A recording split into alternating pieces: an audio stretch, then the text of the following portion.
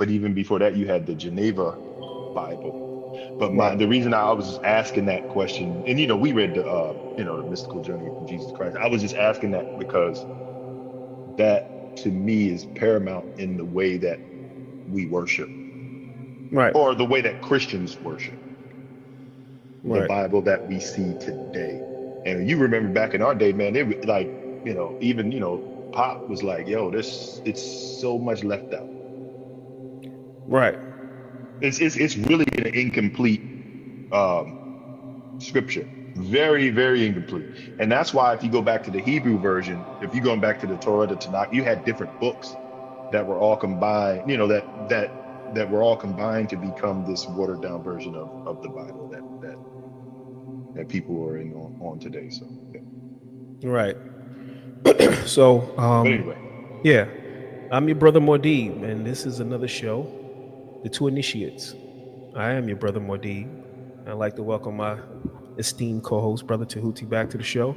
We got a great show today for you today, and we're going to talk about the Great Awakening that is occurring, that has been occurring for the past somewhat decade, but we're reaching a kind of like a climax or pinnacle of the consciousness on the planet is kind of raising, and people are moving into a space where they are now starting to question, or have visions, or have dreams, or have inklings in their heart about things just not being right, and there being more to this reality that we call our current life.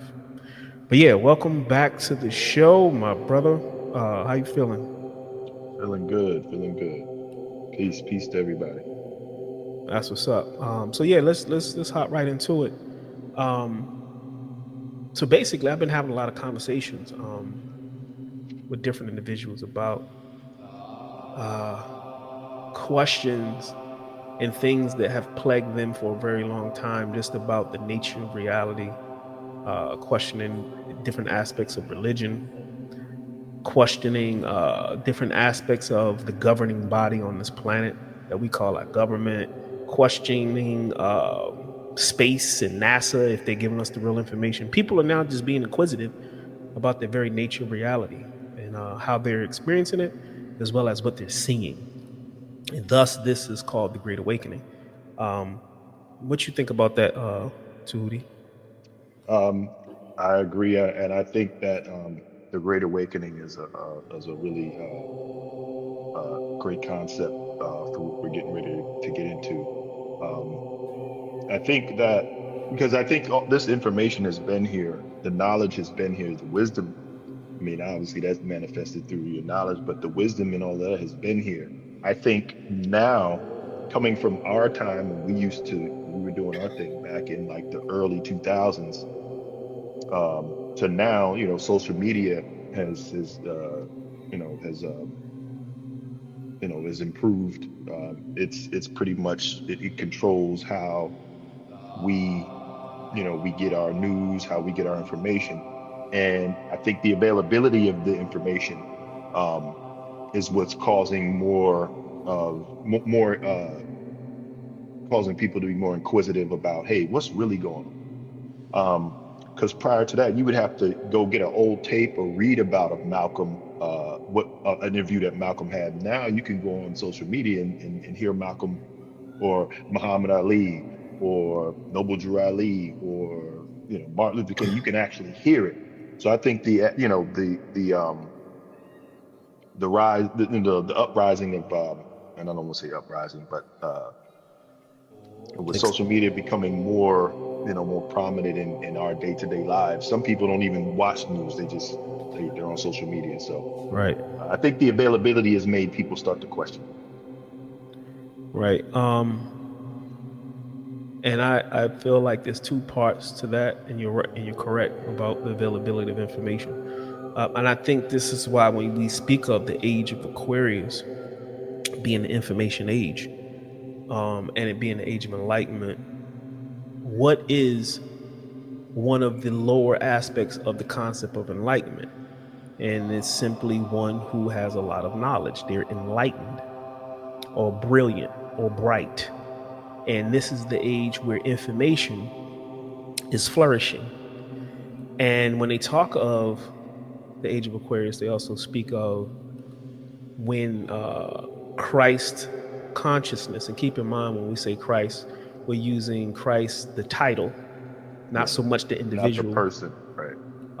And that simply means savior.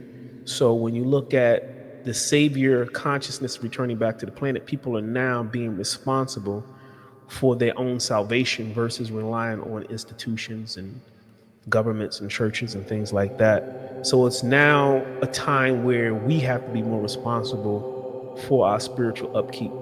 And thus we call this the age of enlightenment. When you speak of a time when religion flourished, this was during the Piscean Age. And during the Piscean Age, Christianity and a lot of monotheistic religions, they had their height and their hold on the planet. Really, when you get into the symbol of the two fish and feeding the Yep. multitudes, and people would ride around with the symbols of the little fish on the back of their car with Jesus in it. Yeah, This the is the Jesus, the fisher of men, right? Right. This is Yeah. this is also symbolic of the age of Aquarius.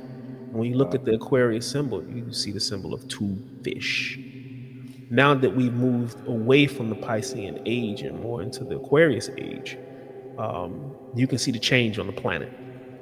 But for me, um, some people that I've that are close to me and people that I've met are they're asking questions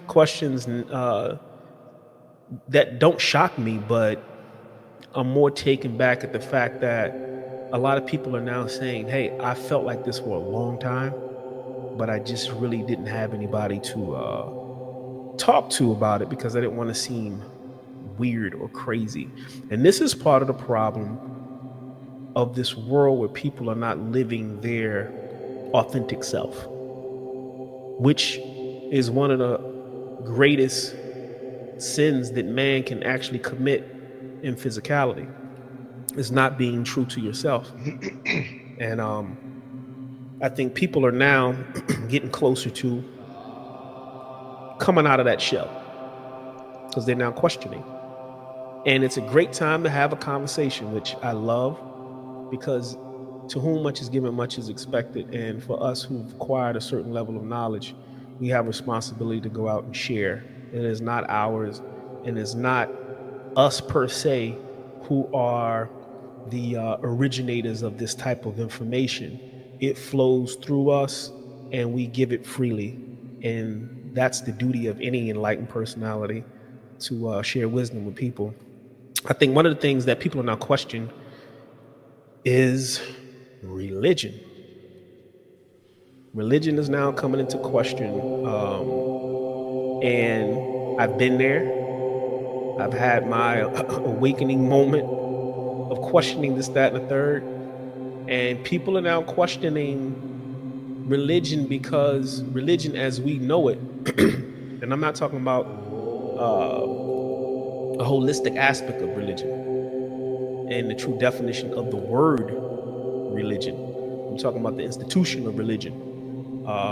It has somewhat served its purpose and helped us get to a point, but now people are shedding these religious ideologies and they're getting more into realizing that, you know, money is at the root of a lot of these institutions. It's not um, the most spiritual thing that occurs in some of these institutions is the singing. And people don't even realize the most spiritual aspect of some of these traditions is the actual singing and dancing. That's a true segue into connecting with the divine. I don't know if you've seen the movie Sinners. I have not. I haven't seen it yet. No, I haven't seen it. Okay. In Sinners is basically bridging the gap between information and just letting people know that there was a time where indigenous people were able to open a segue or a portal between this world and the world over through sound, whether it be spoken word, whether it be drumming, whether it be chanting, whether it be actually playing music, but we were able to open and tear the fabric between the worlds through song and dance. And that's something that the movie tapped into. But it's such a layered movie, and there's so many aspects of the movie that you can pretty much get into and break down. And we don't even have enough time for that because I saw it twice, and each time I have seen it, you just uncover more and more layers of the stuff that the director has actually put into the movie. And it has a horror component to it, but it's not really a horror movie. It's not really a horror movie. But you can take the horror aspect and attribute to certain aspects of society. But yeah, man, the Great Awakening is a. I always give myself a level of grace and humility and thankfulness to be and still be in my avatar during this time to witness. Because I remember a time when I first got into this, I became everything under the sun by my family because this is the time where religion flourished heavy, and they had opinions about things that were not along the lines of religion. So you name it, I was it, but I didn't care. I stayed true to my path, but I understood that people are going to judge out of ignorance, and they fear what they don't understand, and they're going to make statements and comments based on their religious framework. And me understanding that, there was no reason for me to get upset. But yeah, I was called all types of things because I was a part of this, a part of that, doing this, doing that, and they would make statements, but I knew it was from a level of ignorance, and it never bothered me. But now we've come full circle. So now the person who was shunned and labeled, this is the person that they come to now for answers. And it's funny you say that because I was just thinking about my mother, when I first, got into the teachings of Shaitan Torah, and I was eating raw, and even she was like, "You can't eat raw. You can't do that." Right. And shoot, man, it's been 20 years now. I can't stop her from sending me raw food recipes Right. and okay, and then everybody's like, "Hey, Kareem, man, hey, man, how'd you do this, man? What you do this? You making raw apple pie? Da, da, da, da, da, da, da." Man, she calls it the no bake apple pie. That's her favorite thing that I make. When I have the chance to be there for a time where I can make it. So it's funny how it just takes time and understanding, and that's the grace you have to give people. You know, but I think you touched on something as far as like gospel music and how people just catch it, and how we used to do back in the temple. And I think I've mentioned it on here before. I started to write the power a little pamphlet. I was gonna put it down to 700 just for free, and it was talking about the power of spiritual music. And then the part two was gonna be the mysticism of sound, because as you know, when you're meditating, remember you gave me that CD of the universe, the Om, and Right. it's just like so it's little things like that. I think that it's important for people that are trying to experience or have questions about their awakening. It's important to know those little things, because ultimately the music take control of you. Ultimately, that's why music is such a big influence. I remember back in the day, back in the 90s, they was like, "Oh, Tupac, this dude, he was listening to Tupac before he killed somebody," and they was like, they were trying to make it so that, Right. the music was so powerful that it caused somebody to act, irrationally. But to a degree, that's true. Um, but obviously that, whoever those individual who that they weren't centered spiritually in the first place. I would have to say that. But yeah, it's really, really crucial to understand that aspect of spirituality, whether it be gospel, whether it be drumming, whether it be whatever you do, however you invoke the self through sound and tone. It's very important to try to get an understanding of Right.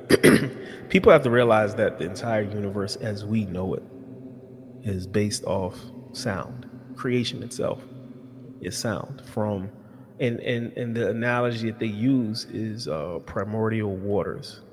And if you look at it. water when it's still, Sedentary, yeah. there is no movement then there is no shape or image or anything you can actually visually see in the water because it's so still, like almost like a mirror. But once you disturb the stillness of the water, you cause ripples. Those ripples are just like sound waves, and as those sound waves move, And they go far. things come into form. Yeah, they travel. So creation as we know it is based on sound, like when they say in the Bible in the beginning was the word. Now when people hear that, Christians are taught, oh, the word means the Bible. No, it does not. No, it does not. We're talking about sound, and before sound there's void. There's void. So when they say, the Spirit of God moved upon the waters of the deep, people take that literal, Yeah. but it's setting the stage for, and it's really science. It's really breaking down, uh, you know, metaphysics as well as quantum physics. It When you really talk, is. It yeah, really is. Yeah. And I'll say this because you can actually, because even though like if you like I remember I wrote something about this back when we were in the temple about the primordial waters, the stillness, and you touch it, and how that reverberates throughout the rest of the waters. Now, if it's a pond, okay, it ends at the bank. If it's the ocean, it ends at the shore. But imagine if it doesn't end. exactly. And it may not be something that, with our senses that we can hear, but there's vibration, there's movement, there's sound to that. And that's a deeper thing. And that's something that, you can find through, your own meditation, through your own visualization. But I'll say that there's still movement. Movement is sound. Thus, everything is moving. When you look at people used to ask me, how does an herb cure, or how can an herb bring in prosperity, or how can an herb repel negativity? You have to look at the nature of the plant Yep. first, what it does, the action of the plant. Is it a plant that removes things? Is it a plant that draws in things? Is it a plant that gets rid of things? Like, you got to look at the nature of the medicinal aspect of the plant, and that's on a physical level. But anything we ingest into our bodies is broken down to its molecular structure, which means it has an energetic component. This is why Hmm. when you eat raw foods, you're extracting pure energy from the food versus something that has been dead. Like, if you eat a potato chip is a potato that used to be a live food, and you basically processed it into a dead food. So when you eat the dead food, you get minimal energy output from it versus eating something that is live. When people say, what is live food? Things that come off of a vine, things that you dig out of the ground that is still growing. You literally have to, in so many words, kill it or process it from its original state to another state. But I go back to the herb thing, that herbs have an energetic signature to them, that when you ingest them, they go into the body and they perform that same action. That same action. And this is how herbology works. And people need to understand that even if you get into, let's say, pharmaceutical stuff, pharmaceutical things mimic that same process, but they're not working on a very, let's just say, organic or healthy level, because it's going to go in and the body now has to figure out, is this food or not? What is this foreign stuff that I haven't ingested? What am I going to do with it? It has to figure that out. And sometimes it can recognize and allow things to do. Take a an antibiotic, for instance. It goes in and it kills the bad stuff, but it also kills the good stuff because it's a synthetic thing that you are ingesting. And when you take those things, it don't pick and choose what it's going to get rid of. It'll go in and it'll obliterate everything. Now you got rid of one problem, but you developed another problem. Now you take the herb that is an antibiotic. Herb goes in because it's natural. It knows to get rid of all the bad stuff, and it knows not to harm all the good stuff. So you get the gist of, how that works. It But hasn't been the herb hasn't been broken down. The molecular structure of the herb hasn't been broken down to be wasteful. right, Um, it's designed based on its level of vibration to treat or repel whatever, on a higher level, whatever is ailing you spiritually, or whatever's ailing you physically. But that happens on a different plane, ultimately based on the level of the vibration of the herb. And you know that shit. You know that better than me. yeah. And I'm gonna speak to that. That at some point in our evolution, let's say pre-flood, for those who know about the biblical flood, but it's not even a biblical flood because there's so many different traditions that exist that have Right. recorded the great deluge. Right. And that gets into the firmaments and a crack in the firmament. Because if you really look at the Milky Way at night, if you can locate it, it actually looks like a rip or a tear in the heavens. But this is supposed to be based on information where the waters above were allowed in and flowed into this particular plane. Now, with that being said, pre flood, life was different. The beings were different. Humans were different. We did not require a level of dense food during that time frame of this magnitude at which we require it now. So when you look at the fact that we didn't require such a level of food, we were able to absorb a lot of things just from the atmosphere and around us. Right. Reason being, every human being has an energetic field around their body, and there's multiple fields, but let's just talk about the aura field.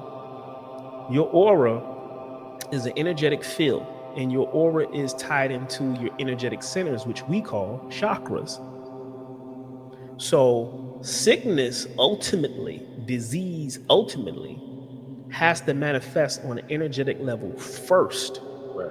Right. and trickle itself down through the chakra system and through physicality and merge with the energetic things that we're dealing in our everyday environment. This is why a lot of people who develop certain diseases also have certain traumas and things that are unhealed and they're Mhm. holding on to it. So it causes energy blockages in the body.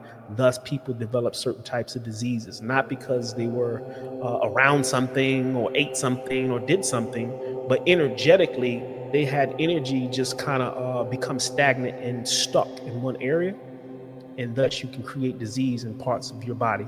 And all of this is based on energy. Mhm. All of it, 100% of this is based on how energy flows, and we're And getting not to more.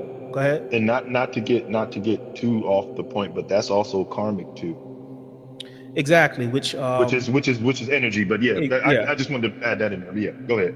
yeah. So we really can't get away from the fact that our entire existence is based on energy. Yes. No matter how we package it up and name it and put clothes on it and all this other stuff, our entire existence is energy, and energy um, in motion. It's moving. And Constantly. Constantly. with that being said, now you can have a better understanding of how herbs, vibes, uh, people walking into rooms, praying over your food, which at some point in my before I became somewhat aware, um, praying over your food was kind of cliche because your parents taught you that's what you should do. It makes more spiritual sense to me now because your intention is important, because energy flows where your attention goes. And if you are intentionally aiming and directing positive energy and thankful energy and loving energy into a something that you're going to partake in and feed on, you're also going to feed on that energy that you also placed in that food. And think about this too. When the concept of that, it came millennia before us sitting here today. So you're talking about, societies and civilizations that had to actually go grow and had to create and had to hunt and had to gather in order for your tribe or your family or your community to eat. So, there were those that died during that process, you know. So it wasn't taken like now you just go to the grocery store and get some chicken wings and you good, just fry them up.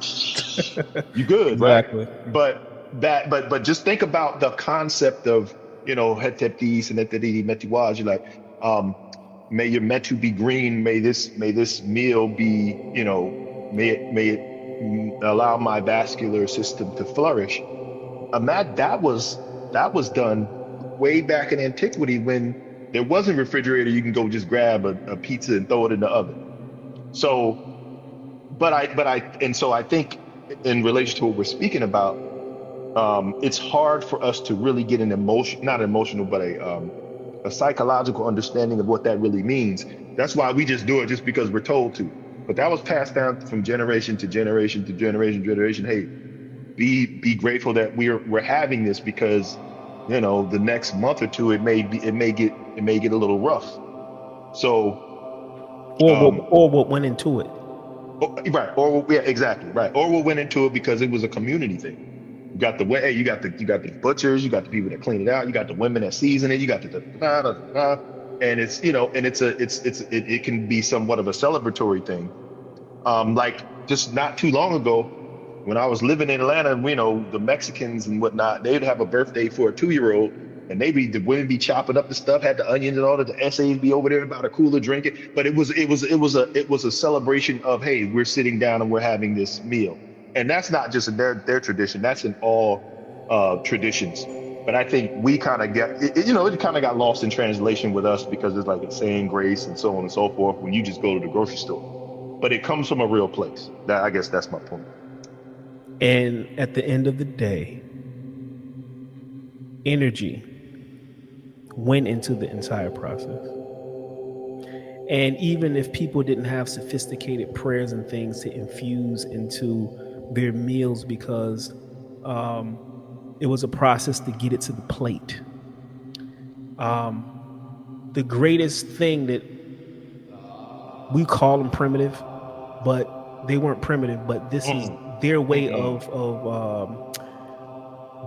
of communicating their thankfulness for their food. And simply being thankful would suffice. Giving thanks.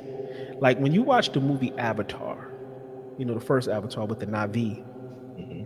everything they did that either harmed or uh, took away from the forest because they were one with the forest. They gave thanks. No matter what it was, they gave thanks. They killed something, they gave thanks.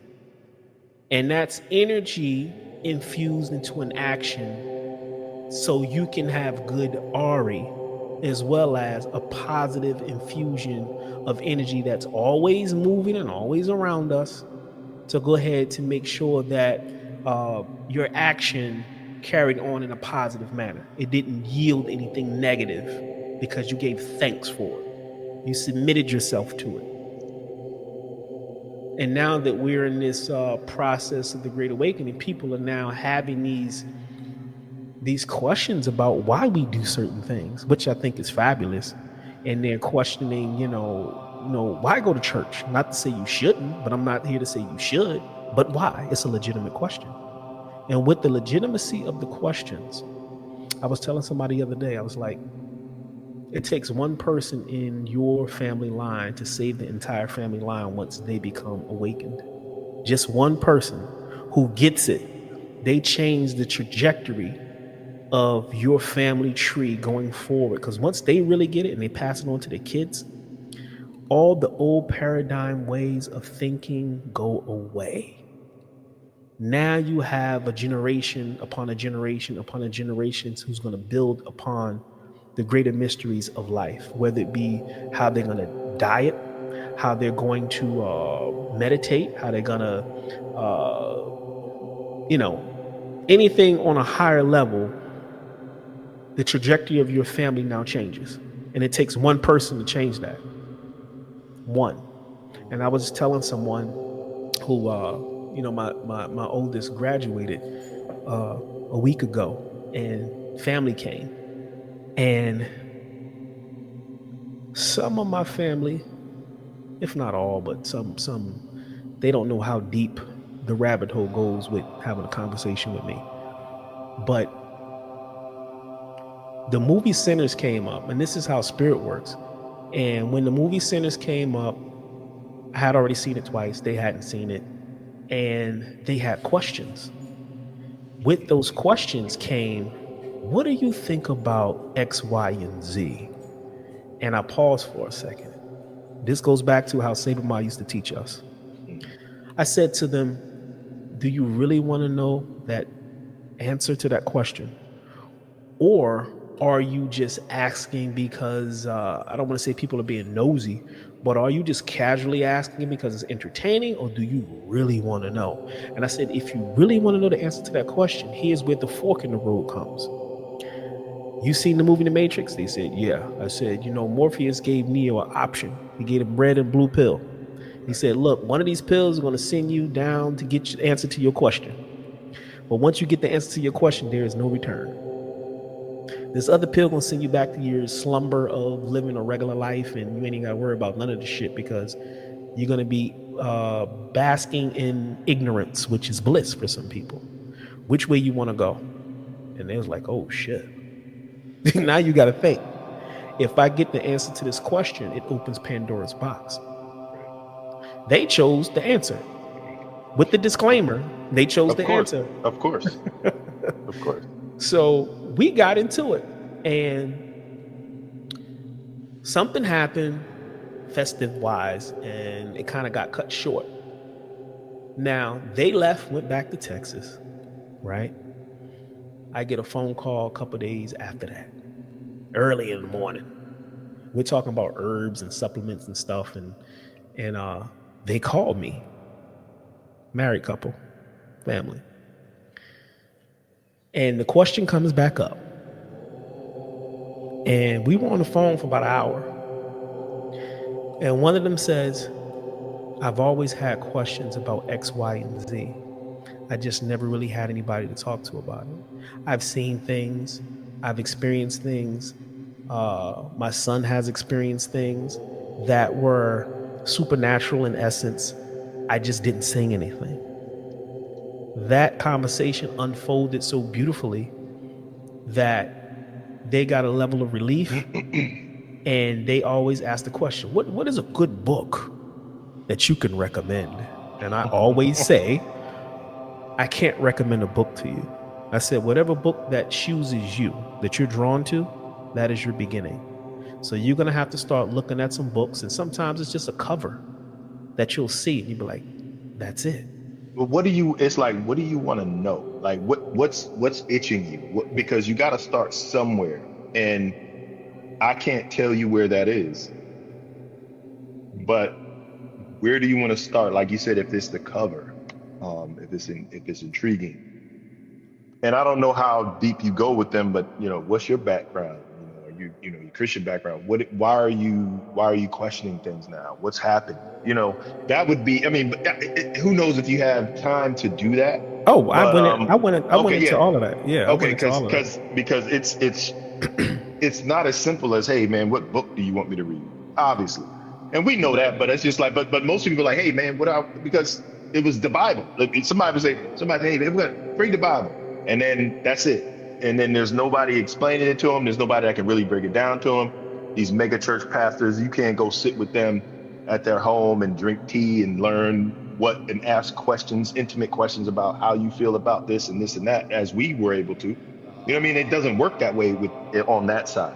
Right. So yeah. So okay, yeah, no doubt. That's what's up. That's what's up. No, Yeah, that's a loaded question for them. Yeah, but that's good. It's good that they were no, inquisitive. I went there, and I explained that when there's different parts of you. You got your ego personality, who you think you are, how you look, where you were born, what you like, what you don't like. I said, this is all your ego personality, who you think you are. But then there's a part of you that's none of these things. And it's ultimately, it wants to be in the driver's seat. It's your higher self, your soul, whatever you want to call it, but it's there. And I said, everything you did in your life from the time you were born all the way up until now to this conversation had to be right and exact for this conversation to happen. It was already set in place. If you knew that this conversation was going to happen on this day at this time with me and you could have messed this up had we known. That's why we don't know. So when they say you're in the right place at the right time, you got to understand that your soul is leading you towards things, and everything you've experienced up until that point is divinely inspired, so you stay on course. So I told them prior to the conversation, you were already prepped for this. It's just happening now. It's just happening now. Hmm. And I said to them, you know how long I've waited to have this conversation with you guys? And that's like, it's not even me, my ego personality, who wanted to have the conversation. My higher self was already set in motion to have this conversation with you guys at this particular juncture in our evolution. So there are no mistakes in the universe. And that's with anybody, really.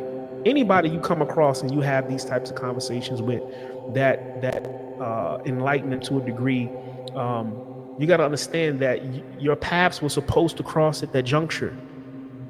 It was supposed to happen. And then you move on. There's people that, and I'm pretty sure you've had this experience where you've had conversations with years ago about things, or discussed books years ago, only for them to come around later. You ain't seen them in a gazillion years, and you bump into them again, and they're letting you know how that one conversation changed their life. Yeah, I got one now. Yeah. Yeah. She's really on it. But she's been trying to, I get it, but she's been trying to get information like, but I'm just like, when you're really serious, you'll be serious. But she kind of likes to tinker, and because she was in the Wabi school and all that. But anyway, my point is that I understand, because people that you hadn't heard and seen, seen or heard from in years come back about conversations you had back in the day. It's funny in basic training, man. I think about when I was in basic training, and this is how I kind of knew. It was like, yo, something is like, look, yo, my nickname was Knowledge. I remember sitting around. Yeah, you get those nicknames. They used I to remember call. sitting, man, but you know what I'm saying? But I remember sitting around like talking to dudes about, because at that time it was Nuwapo at that time. So I was talking about this and the Bible and how Jesus said this and this and that. And everybody, Cass was listening. They'd be like, yo, that's knowledge. But the thing was is like, it's not even that whole it's just it came natural. And I didn't even really realize it. I was so young at that time. You know what I'm saying? I didn't realize like, yo, I'm really speaking to these people. And it's not a pat on my back or nothing like that, because it did, I don't know what it led to, but the point was is that I was on that path. And it obviously it ultimately led to Shatat Netter. And then as you get older, you kind of scale back. It's like, yo, I'm not trying to tableak. I don't want to battle nobody anymore. I don't want to do that. I'm not about that anymore. But I just remember I was about that. And it paid dividends, at least a little bit, to my ego, to let me know, okay, I'm on the right path. So let's keep it, and then once we get into Shatat, you understand how to purify and do all, you getting the correct Right, teachings. right, So, but yeah, so it's just in you. You can't help it. right. But you got to realize that there's a higher component to, um, I call it the soul's trajectory. Your life trajectory, but it's ordained by your soul. So our souls have already mapped out those type of occurrences, Hmm. because those occurrences are going to influence so many people in that room. And it's not per se you egotistically, even though you feel it a little egotistically, but on a higher level, that conversation has to happen, because at that juncture, there was certain information that certain people had to hear.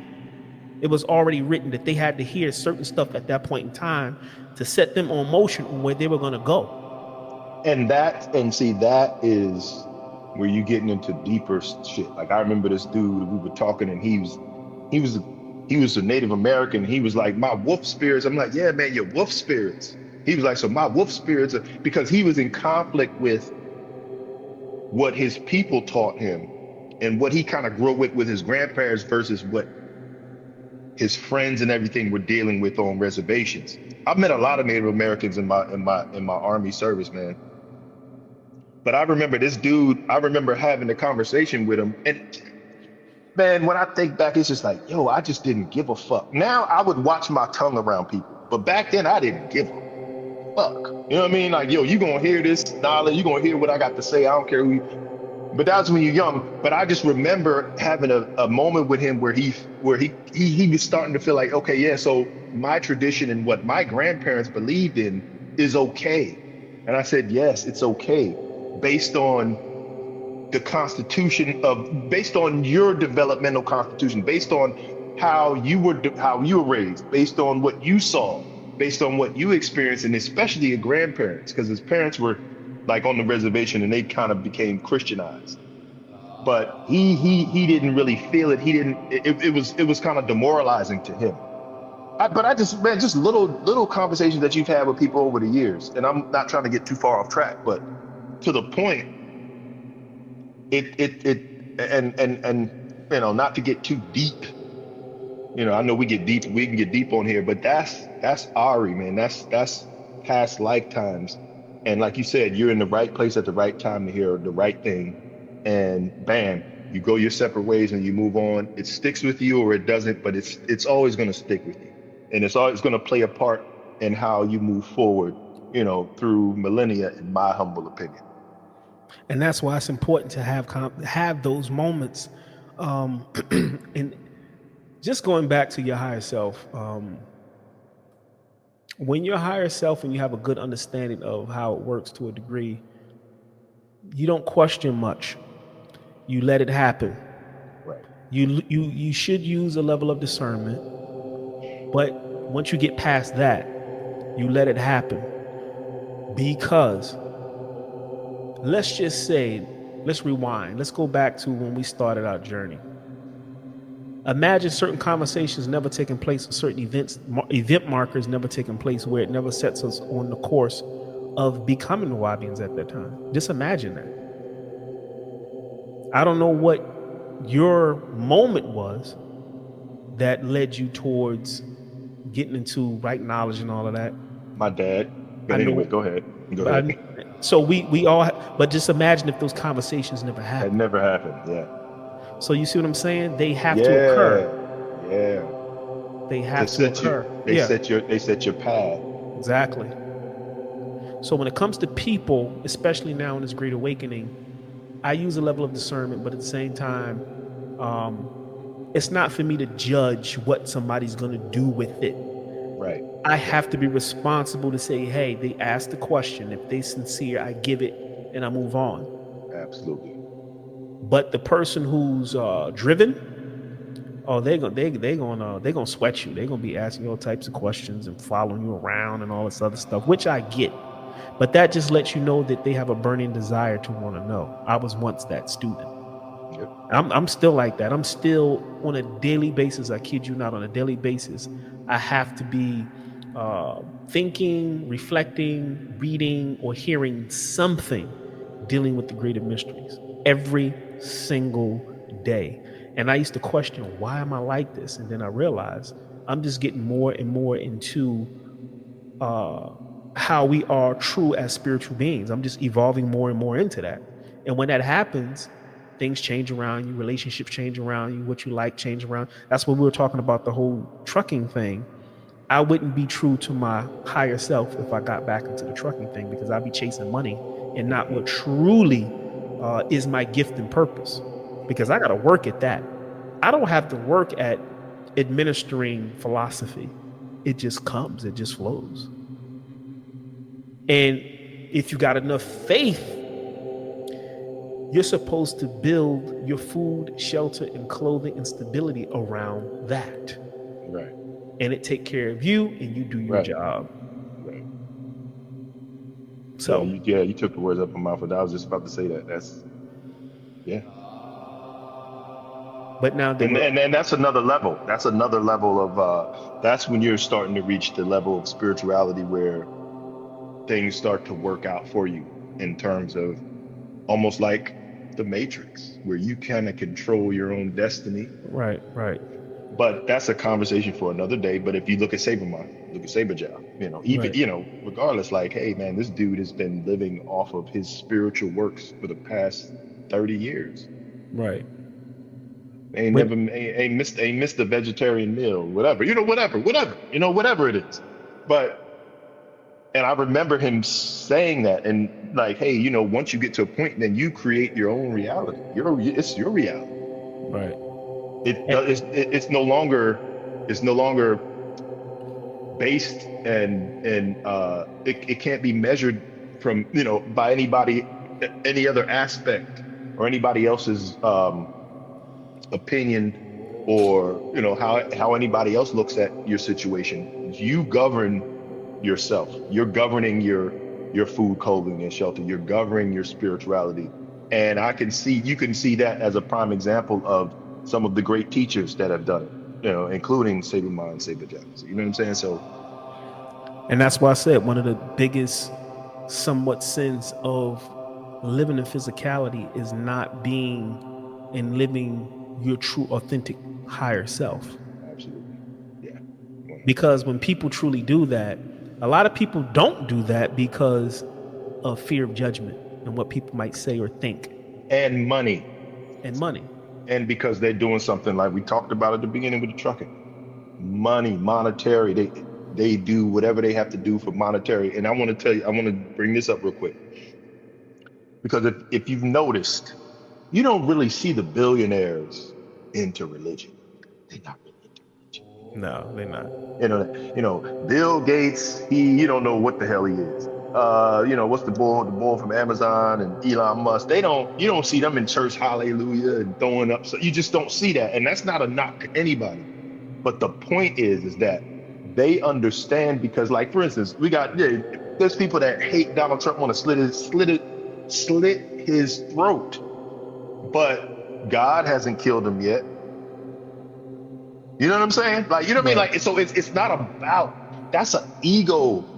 And I'm not here to support that. I'm not. That's not my point. My point is that if you notice, it's people that are in distress or poor or whatever, because that's how we were given it as slaves, man. As it was a way for us to get out the fields and have a day to just fellowship.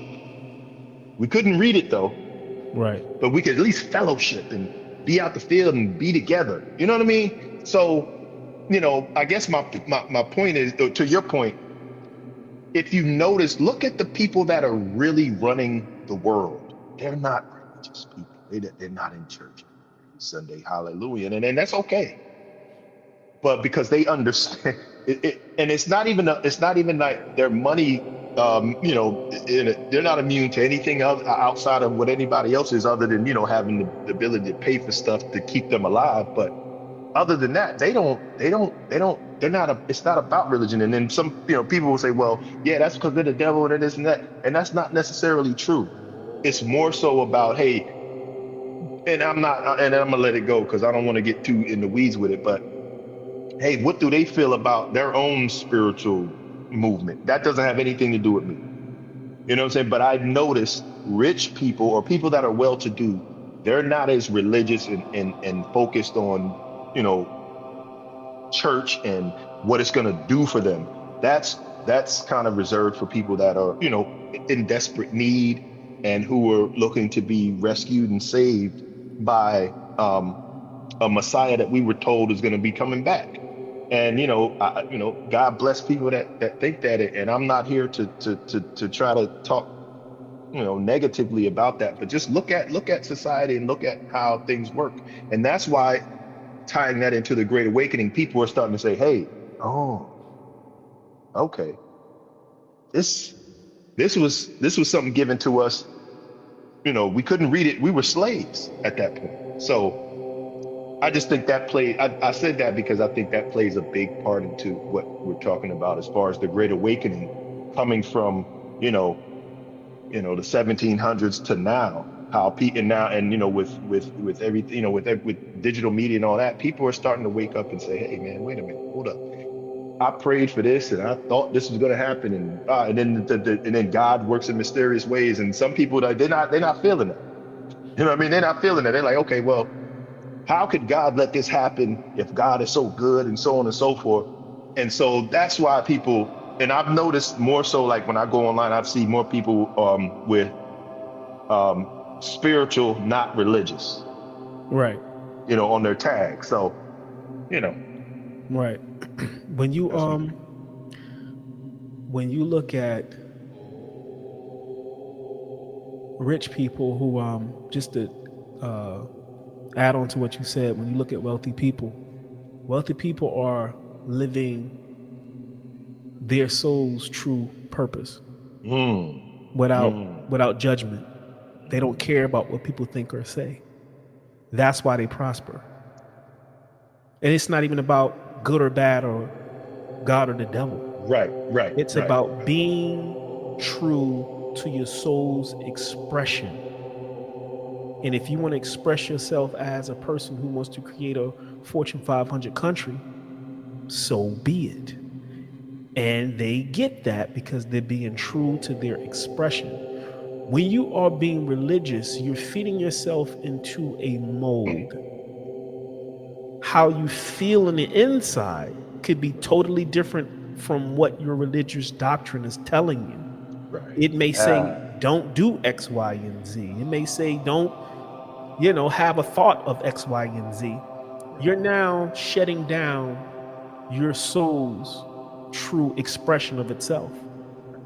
Because I remember Saberma saying, and it goes back to the conversation we had about the brother who asked about him wanting to step out on his mate. And Saberma saying, I'm not here to tell you that you should do that. I'm also here not to tell you not to do it. Because if that's an expression, mhm, if that's a soul expression, you have to go see what that's about, whether it brings you pleasure or pain. But right, you have to get past that. And you can't get past that because your soul is impressing upon you to have a particular experience. And you can't forsake that. Now, what religion does, it tells you to shut that down, right. work on that, Be suppress shame. that. Yeah, Yeah, yeah. Shame. You should be ashamed of yourself. exactly. That's a sin. So you can't even express yourself to have the life experience to help you evolve, whether it brings you pleasure or pain, because it's being shut down by religious dogma. But it doesn't go anywhere. And that's one thing. I mean, I know you, I don't know if you, Right. It I don't know if you, yeah. So like, Ocho Cinco, from the joint, I be listening to him. Like one thing he said, he's like, human nature will always win. always. Human nature always wins. That's a What fact. does that, and listen, and I'm just gonna be honest, like, yo, man, there was some nice, fine Christian girls that you see in college, or just you just know, like they just once they get to where they got to go, they busting it open. And I'm not trying to be derogatory, but what I'm saying is like it's a suppressive Right. movement. It's suppressing human nature for control. But I'm not trying to discourage anybody because everybody ultimately is going to have to go through their own path and go through it themselves ultimately. And I think that's why during this great awakening period, people are realizing, saying, hey, let me be more true to myself and express myself. It's more fulfilling. You can keep your religion, you can keep whatever you're dealing with spiritually. But if you're being true to yourself and not suppressing things, and I think when we have certain expressions that people may judge, and here goes the judgment thing, but when people have certain expressions, people may judge those expressions to say, well, that's very grimy or just nasty or evil or whatever label you want to put on somebody's expression. Take Puff for instance. Let's use Puffy as an example. As rotten as some of the stories we're hearing, this is what he's into. This is his expression of himself, regardless of how he got here. This is how he's expressing himself. Am I here to judge that? No, because I have my own soul expressions that I have to express and work through. And as you grow spiritually, you can discern what you need to discard, what's not serving your higher purpose. Hmm. Hmm. And that takes either this life, the next life, or the next life.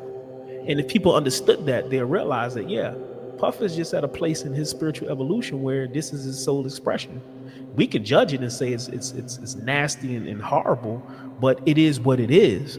Now, as man and society has laws and rules that we've set in place, he has to suffer the consequences of his soul's expression in this Yeah, society. right. This goes Right. back to what Saberman said.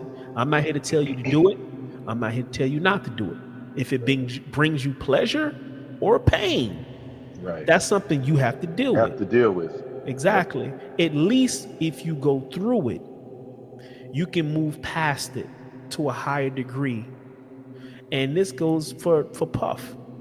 He made a decision to express himself in a certain way. It brought him pleasure, and it's bringing him pain. Yeah.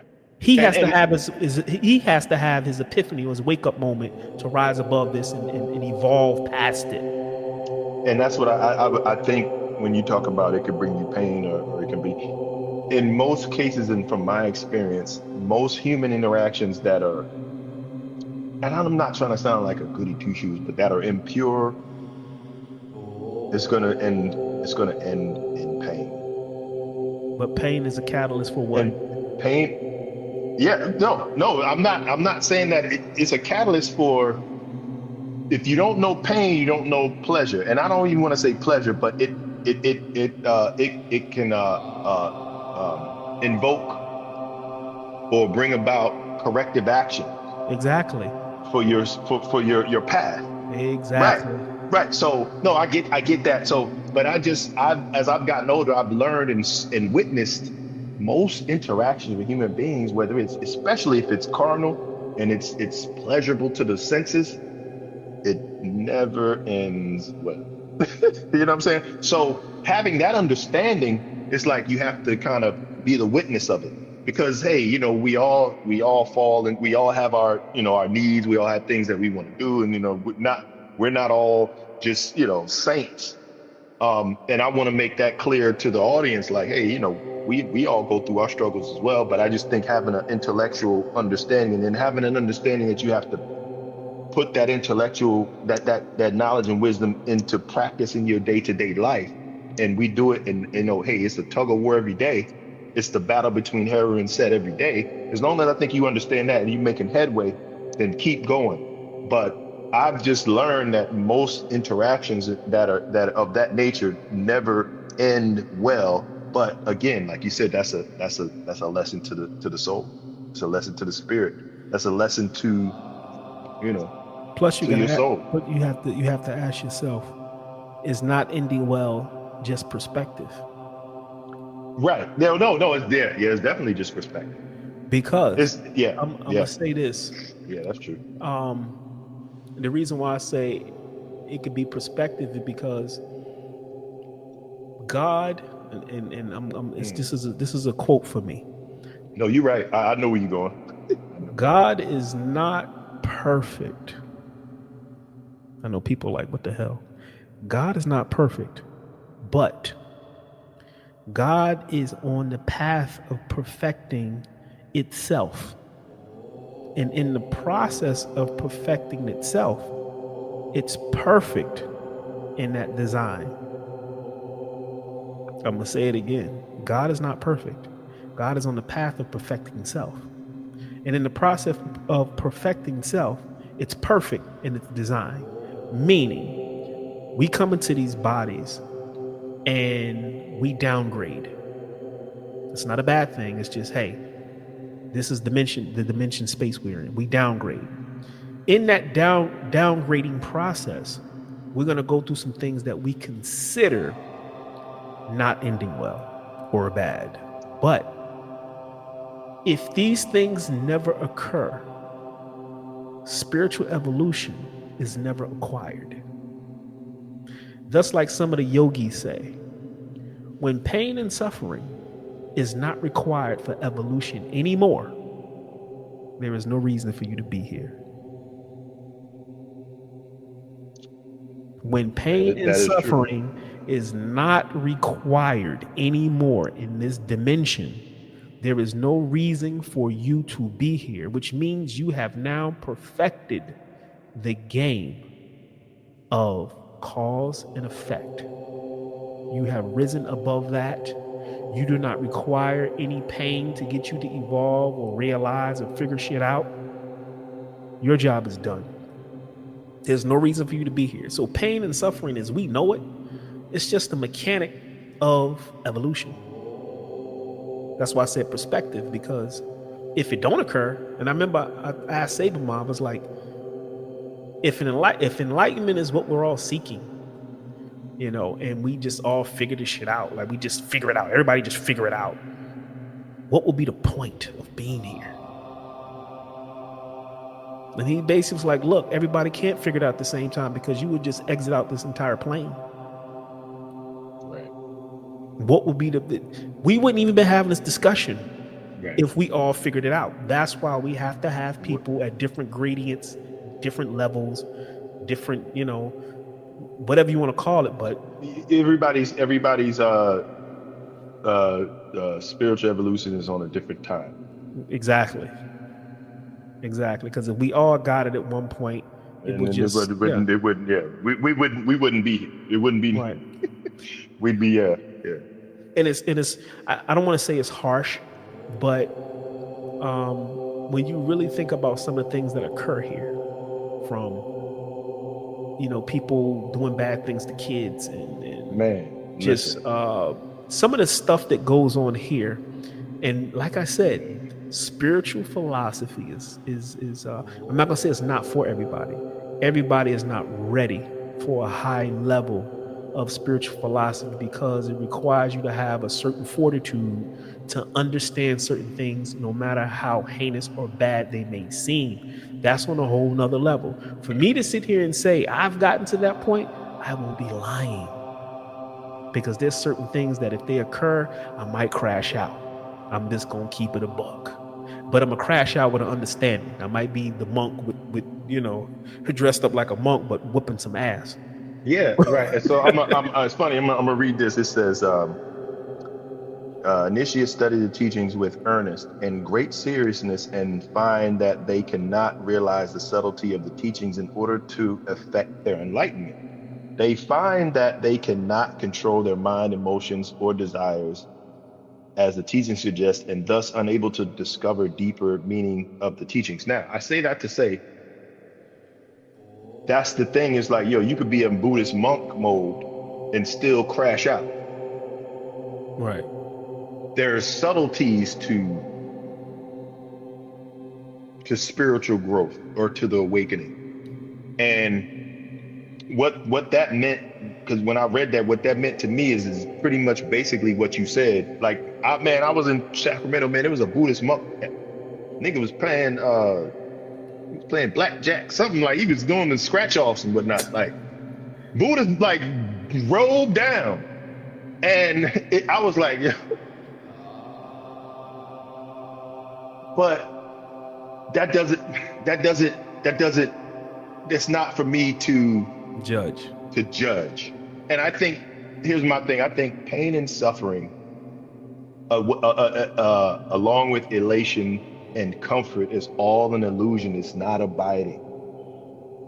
It's not abiding, man. You can have sex with the baddest chick in the world, for eventually you're gonna burn out.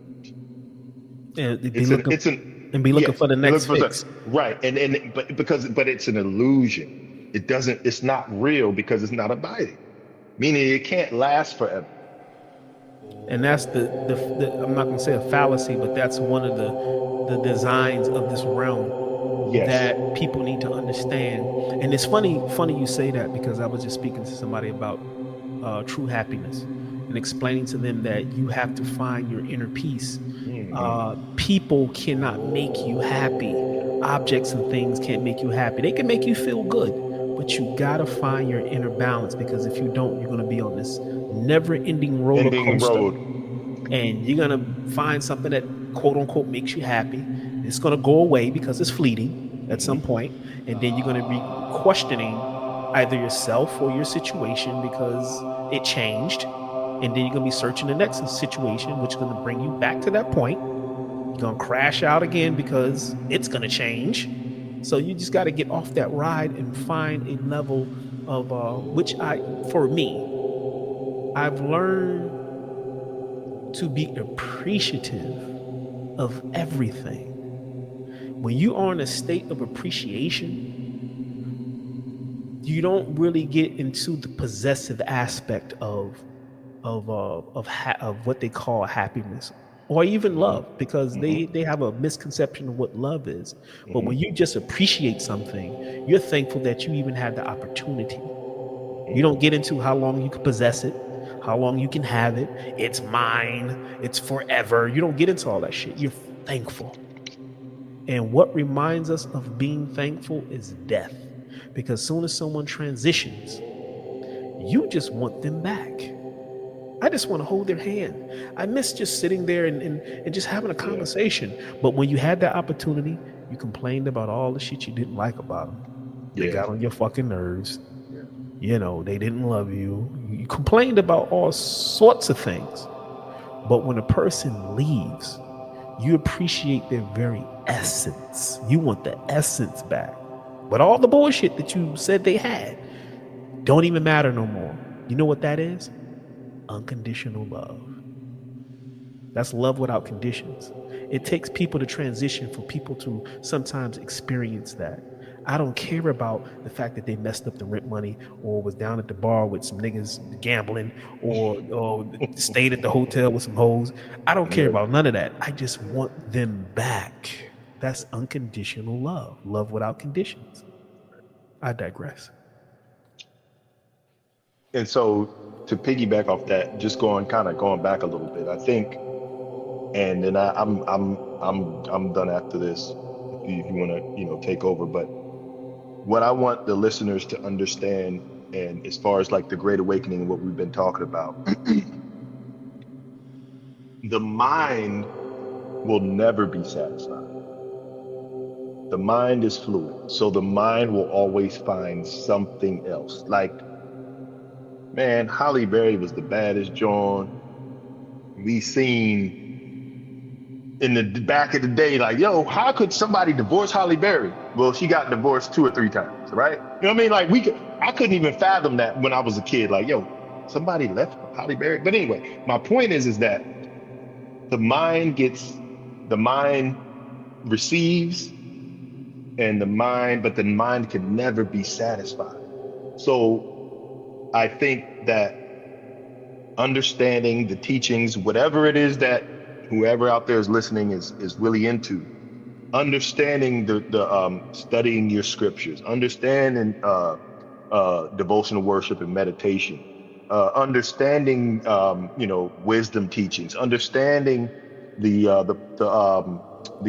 concept of ma'at, which is selfless service and giving. Because I see a lot of people that have one or two of those things. My I think I lost him.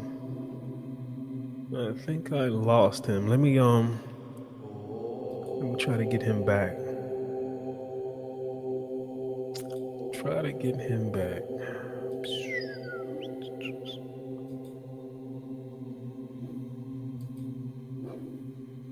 Let's give him a few minutes. But yeah, the whole Great Awakening thing and what we're elaborating on is the fact that we're just now at a juncture where people are now being inquisitive. People are waking up, and it's a beautiful time, and we can help each other put things in perspective as far as life and the challenges and things that plague us as far as our health and death and failed relationships and stuff like that. We're getting to a point where we're being able to have healthy conversations and upgrade our ability to have a different experience, but not move too far to the left or right, if that makes sense. And I'm an appreciative person to be able to still be here, to have the ability to share what I've learned over the years and help people on their journey. And I give thanks to them as well, because they are an aspect of myself. So we technically are one, but at the same time, we're just different in different grades, if that makes sense. And being that we're in different grades, then some of us have more wisdom than the other, and we should share. But the aspect of evolution that we're on right now, it's a beautiful thing. And hold on one second, let me.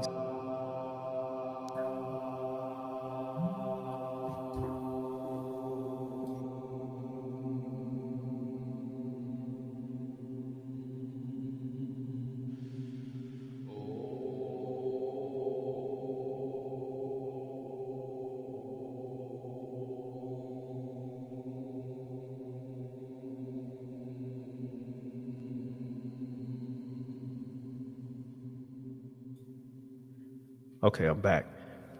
So yeah, the fact that I've had a couple of close friends and family members and some strangers um, spark conversations, and Can you see me now? yeah, you're back. Man, Jesus, man, man. That happens sometimes, especially when people call. They'll kind of knock you off the system. But I was still elaborating on where we are as far as this awakening process, and it's only going to progress even further and more rapidly as we evolve. And the funny thing is, I know social media is a big thing now, because social media is like the new uh, news per se. People don't really watch the news, uh, No, but, no, but no. we're at a Social media is yeah, news. yeah, it is. So we're at a space where this thing is going to speed up. And I used to tell people a while back, years ago, like Christians who had this philosophy of damning people, like, well, when the rapture comes, I'm going to be gone and you're going to be here and you're going to be down here with the Antichrist and you're going to be going through all of this, blah, blah, blah, blah, blah. And I'm thinking to myself, you'll be here too. And when you are, you're Hmm. going to need some answers, because I can almost guarantee your philosophy and this system of belief that you are in, it is going to fail you to some degree. And when it does, some people are not going to be able to handle it, and some people are going to have to humble themselves to say, hey, Hmm. something is not right, this didn't pan out the way they told us it was. What the hell is going on? And I love being neutral and not being a part of, on a human level, a part of the circus, because I don't want to judge anybody's religion. Right. As I'm taught, the all exists everywhere. So if I go into a temple, if I go into a mosque, if I go into a synagogue, if I go to amongst the Buddhists, it don't matter. The all, the divine is there too. And that's the Absolutely. beauty of having a authentic, organic spiritual path, because it doesn't tell you you can't go amongst anybody and still commune with the divine. And Right. that's the beauty of what we practice, because it allows us to be free and understand that we don't have to judge anybody. Interface how you want to interface, but God is everywhere and in everything. So if we go into the mosque and we're on the floor praying, cool, cool. That is an expression of the divine. Yeah, cool. And I love it. So, I give thanks to the fact that we are where we are, because I'm free. You know how Christians be like, well, I'm saved. I'd be like, okay, I'm free. And being free is the bomb. It It truly is. is. It Yeah. is. It is. Yeah. It because, but I'll say this: it comes with a level of responsibility there. Yes, definitely. We're not in the clear. We're free from the shackles of colonial religion, um, free from, certain levels of ignorance. But with that comes, okay, now that you know, now you have to act accordingly. Right. And and and sometimes you do, sometimes you don't. But I think the gift and the curse is that now I know, I'm like, God damn it, I'm not proud of myself for this. um it's like garbage in, garbage out. And that's why just trying to, taking a break from social media, taking a break from the TV, taking a break from the computer, taking a break, and just getting back into the teachings, getting back into meditations, getting back into fasting, because fasting isn't just physical, it's mental as well. So, and you know that. But, and and then look, we got kids, we got life to deal with, this, that, that. I can't wait to get them out my house so I can have my house to myself. I can meditate and do all that to myself, right? But with that freedom comes a level of responsibility that we both understand. Hey, because now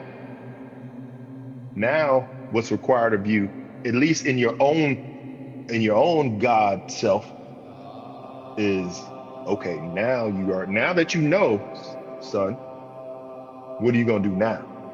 Right. So yeah, To whom much is given, much is much as expected. absolutely. And Saber Ma But always used to say that, like, and yeah, I understand it now. Um, when they used to say, you get knowledge yourself, you go back out into the world, and you partake of the world, and it becomes much harder for you. Now, everybody else out there, it's normalized. right. You know better, and you don't went back out here, and you're back in the same stuff with everybody else. But now it hits you harder. Yeah. It hits you harder. So yeah, and that's why I tell people, at some point, your higher self is going to make a choice for you. You're going to take the red or blue pill, Yeah. and ultimately, your higher self wants to be in the driver's seat. That's what That's Nehas the is all about. that's the goal. Right. Right. Exactly. That's the goal. That's in the highest enlightenment, Which nirvana. That's the it's point. funny because Nahas means the Great Awakening. Yeah. Yeah. Right. Yeah. So yeah, on that note, we're gonna close out. It's been a great show. My closing remarks. Yeah, man, I'm just enjoying the ride, and it helps. It definitely helps me to be a lot more, have a lot more humility, because I'm realizing that I don't want to say it's me, because it's not me. I'm learning more about how to get out of the way and allow something greater to flow through me, and be appreciative of the time that I have in this avatar. When you get a little bit older, along with the philosophy, the picture becomes much clearer, like, what matters and what really don't matter. And with that being said, you kind of you move a certain way. And I tell people, I don't really worry about what everybody else worry about. I Hmm. just don't, you Hmm. know, which is a level of freedom. I'm not losing sleep over no politics, Right. none of that foolishness. I'm not, because it really don't. It's all a movie, a play. Everybody's playing their part. So, Yep. watch the movie. Sometimes it's interesting. You get your popcorn and you watch, like, shit just be Right. going crazy, like, for real. So, yeah. But I give thanks. You got any closing remarks? Just that piggybacking off of that, like I've noticed, like a lot of what you see on social media and the news is that don't get me wrong. I mean, some of it is, but 90% of that shit is it's just not real, man. It's fake. It's not reality. Um, and you have to learn that. And like you said, like, don't let that disturb your peace, because ultimately your ego is going to say one thing, but the soul is going to go in the direction that it's supposed to. And then just, capping it off with, I think, just want to tell the people, pain and suffering as well as pleasure and enjoyment. They're all it's all illusion. It's all an illusion. It's um it's not abiding. You can't stay in pain. You can't stay in suffering.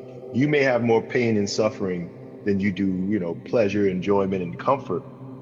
But it's like polarity. So, I would say, try not to get caught up in the illusory aspect of your pain and suffering. Um, but keep moving forward in whatever it is that your spirit tells you. I know shit is hard out here. Um, People feel hopeless and whatnot, but just allow spirit to guide you, if you can. Peace. Right. All right. On that note, we're gonna go ahead and shut it down. And until the next show, everybody be safe out there. This is your brother Modib, and I'm signing off. This is the Two Initiate Show. Peace.